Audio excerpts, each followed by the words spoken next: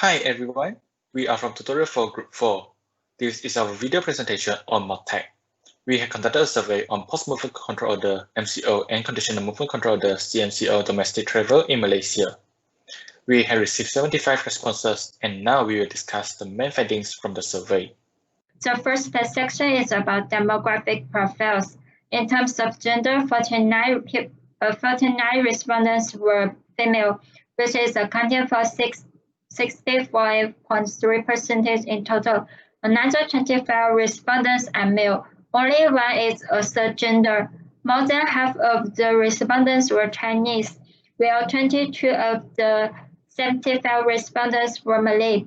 As for the highest academic level, 81.3% of them have the highest degree of graduate, while the remaining 18.7% have the highest degree of the secondary school. Another one is for age. There are 53.3% of respondents' age is between 21 and 30. Another 45.3% respondents are below 20. The majority of them is single. Only one is married with children. And then all of our respondents is Malaysia. So the next one is about employment status. From the chart, we can see that the majority of our respondents are students, which is 93.3%. There are only 1.3% of them are unemployed and freelance. So since the majority of our respondents are students, their income will be low. So from the table, we can see that there are 89.3% of them earn 1,500 ringgit or below.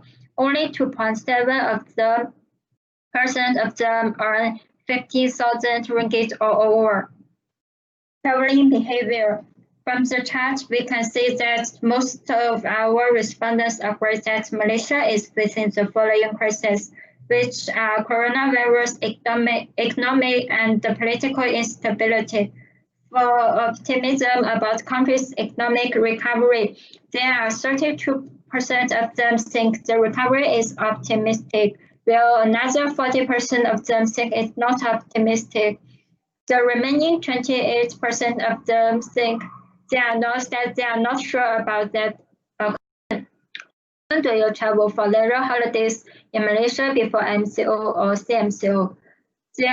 More than half of them think travel for leisure holidays seasonally. They are travel during festival seasons, school holidays, and so on. Another 46.7% of them travel occasionally. They may seldom traveling. Only 2.6% of them travel frequently.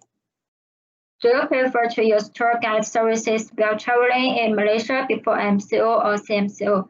From the pie chart, we can see obviously there are 60 of them don't want to use tour guide services while traveling. Only 15 of them think they prefer to use tour guide services. For those who are not prefer to use tour guide services, there are 4 reasons we mentioned. 46 of them think it's not necessary to have a tour guide. About 37 think it will be an additional cost to obtain a tour guide. 31 think they have enough information about the destination or products, so it's no need to use the tour guide services. There are 48% of respondents prefer to travel within Malaysia after MCO or CMCO. These are the following factors that determine the domestic travel intention. So one of the things that gets the most attention is the worry that the COVID-19 may spread again.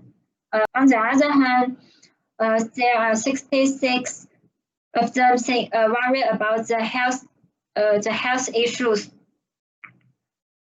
There are 29.3% people prefer to travel outside Malaysia, and Most popular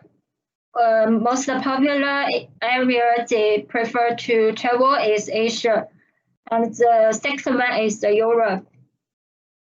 In the intention questions of the travel time, there are 51.4% of them prefer to intend to travel within 2 weeks to 1 month, and only 7.1% intend to travel more than 1.5 years.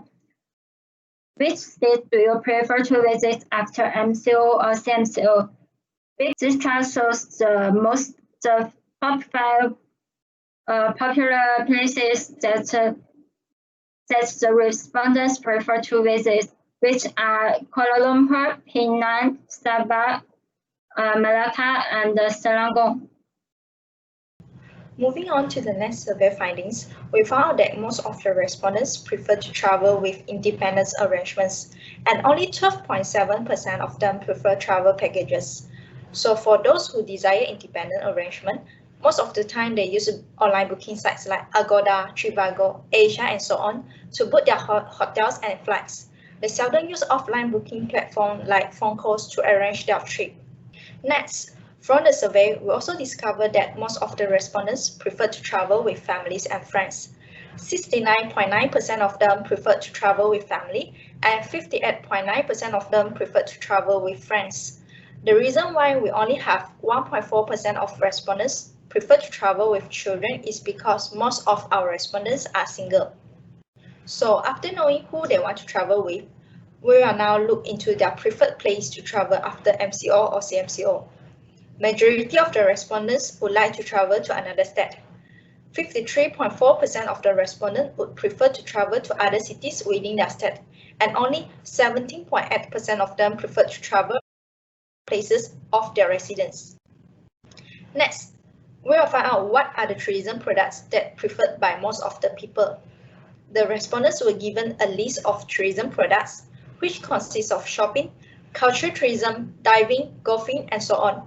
So they may choose more than one tourism products that they preferred from the list. Entertainment ranked the highest among all the tourism products, which 55 out of 75 of the respondents choose it, followed by shopping, that preferred by 52 respondents, and homestays that preferred by 45 respondents.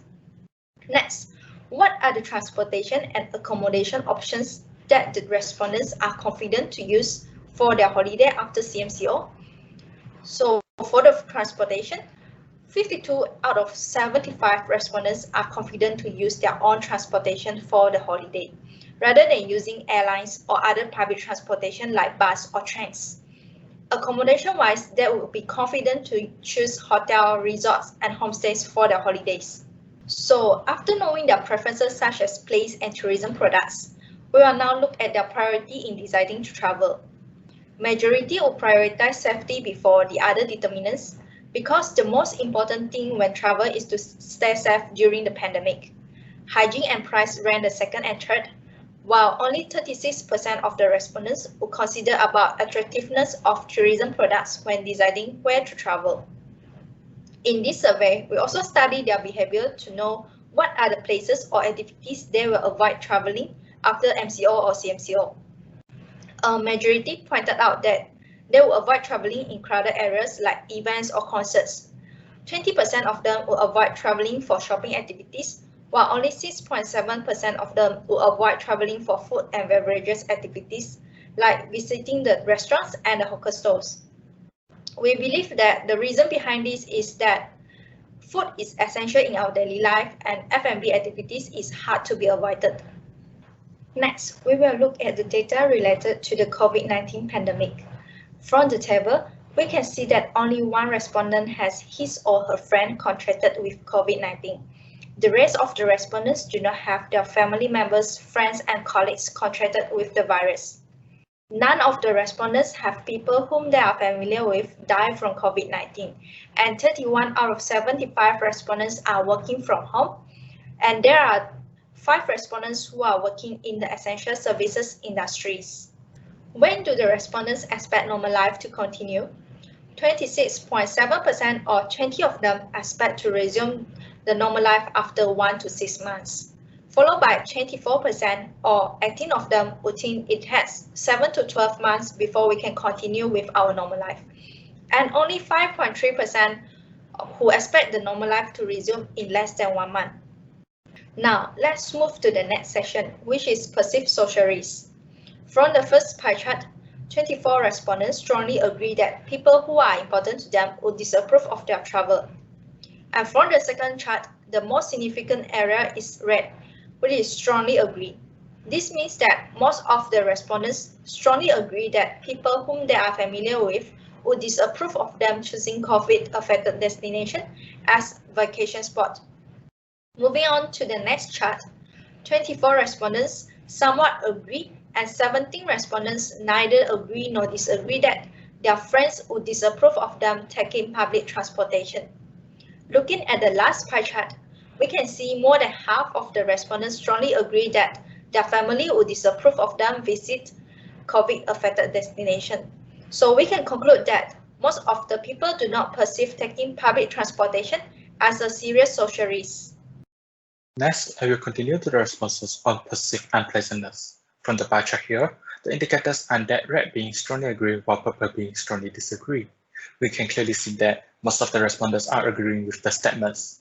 Both, I will have no fun visiting coronavirus-affected destinations within Malaysia, and visiting a coronavirus-affected destination in Malaysia would not provide me with a lot of enjoyment, have 26 respondents being strongly agree, while 33 being strongly agree with the statements that visiting a coronavirus-affected destination in Malaysia would make me feel uncomfortable. On the destination trust section, we can see that most of the respondents are towards agreeing the statements, which was represented by yellow, orange, and red bars. So we can say that most of the respondents are actually satisfied with the Malaysia's healthcare system. Then in the PTSD section, we categorize the results of 0 and 1 mark together, while 3 and 4 marks together in order to have a more distinct result. So from the results, the questions that received the lowest mark are reminders of it caused me to have physical reactions, I had dreams about it, and I tried to not talk about it. Responses are 48, 39, and 38 respectively. While for the highest, the respondents mostly agree with the questions of other things prompted me to think about the future. I avoided letting myself get upset when I thought about it or was reminded of it. And any reminder brought back feelings about it. The responses are 47, 33, and 32 respectively. Proceed to the perceived destination image. We found that most respondents believe that coronavirus will be generally contained in Malaysia after MCO or CMCO, with 27 of them are somewhat agreeing with it. Most of the respondents are neutral with the statement that coronavirus will not face severe resurgence episode in Malaysia. However, most of them are towards disagreeing that coronavirus is well under control in Malaysia, as 24 of them chosen somewhat disagree. Then, most of them are agreeing with the statement that after MCO or CMCO, traveling within Malaysia is safe, as 33 of them chosen among somewhat agree and strongly agree. On political and economic social instability section, we also categorize the results into two distinctions, which are unimportant that consists of 1 and 2 marks, and important which consists of 4 and 5 marks. Among the statements, political issues are the unimportant factors where formation of new government, paralysis in government, and political turmoil receive responses from 11, 10, and 9 respondents respectively. On the other hand, most of them agree that the number of coronavirus cases, travel restrictions, and social issues are the important factors that impact the domestic tourism industry. As for their behavioral intention to travel, most of the respondents agree that they will be traveling within Malaysia in the near future. We can see that all 3 statements receive more responses on the selections of somewhat agree, and strongly agree. Hi, I am San. Now we are going to analyze how MOTAC, which is Ministry of Tourism, Art and Culture, can help to revitalize domestic tourism based on the survey result. First, MOTAC can give financial support in terms of allowance. From the survey, we can know that most of the respondents will use on transport to travel. So, MOTAC can give various cost allowance like petrol voucher that can only be used at selected petrol station in tourism spot. Because if we just give petrol voucher without terms and conditions, people will not really use for travel purpose, but they will use for general purpose. In addition, MOTAC can cooperate with relevant company to give entrance ticket fees discount by using student card. This is because most of the respondents in this survey is students. For example, as long as go use student card in one transaction, they can get discount for it. No need limit like one student card offered just for one student and exclude their family member which came along with them in travel. Furthermore, MOTAC can give homestay and hotel subsidy, since majority respondents are confident using it when travel.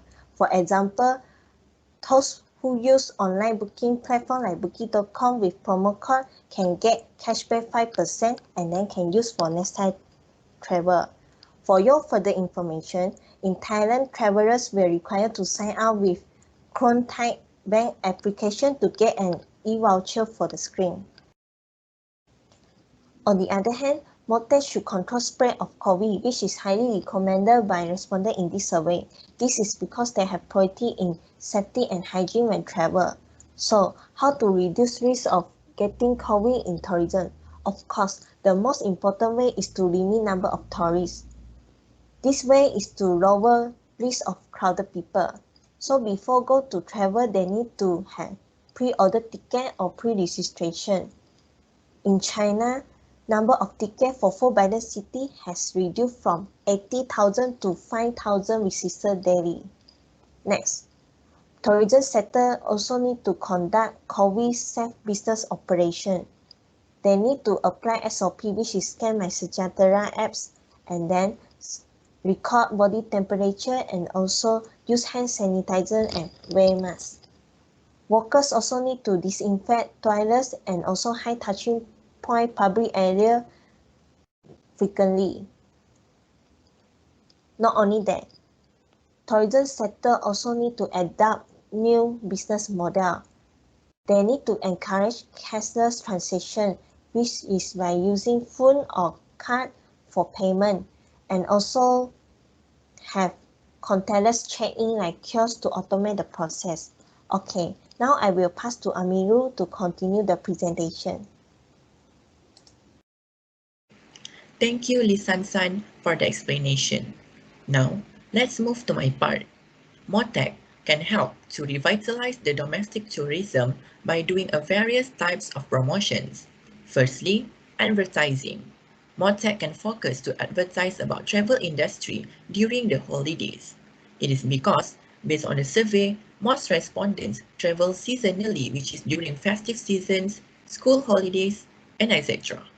So, during this time, it is perfect for MOTAC to advertise.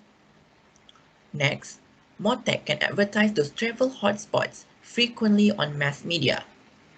Based on the survey, Kuala Lumpur, Penang, and Sabah are the top 3 states that most of the respondents choose to travel. So MOTAC can do a marketing for those most chosen destinations to attract people. Other than that, MOTAC can also promote best entertainment places, best shopping places, and best homestay, since this is the tourism's product that majority respondents prefer from the survey. Next, MOTAC can do sales promotion by increasing vacation packages deals, digital vouchers, duty-free shops, and cheap flight tickets. Many respondents suggest the government to do sales promotion to boost domestic tourism. Other than that, MOTAC can joint venture with online travel agencies.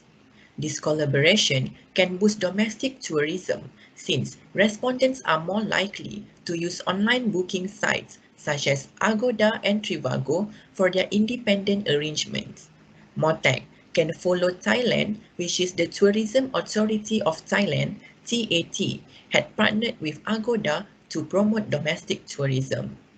Last but not least, MOTAC can promote websites that provide virtual travel experience. This can increase customer interest and boosting tourism industry as it keeps potential customers longer on websites, thus allowing an engagement with products or services with just a click. Majority respondents prefer to travel to another state after MCO or CMCO. So, those who intend to travel to another state might be interested to take a look at their destination. The try before you buy capability of virtual tours also enable global travelers to make better decisions when booking their future vacations in Malaysia.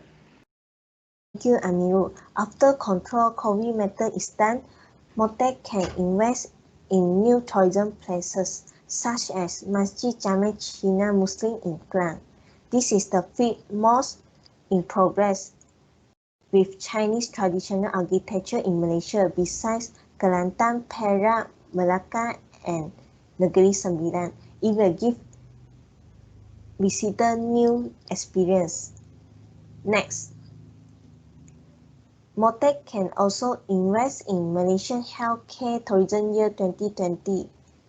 Since majority respondent in Malaysia has tried in healthcare status, they can have combination of herbal and medicine to repackaging the medical tourism and also invite Nohisang as ambassador. That's all for me. Thanks. Next, my point for this investment is MOTAC can invest to develop a digital tool. In Hungary, United Kingdom, United States, and Portugal, they introduced an application that have the dual benefit of informing visitors of sanitary conditions and frequentation levels in tourism sites and facilities, while also to direct visitors to less busy places.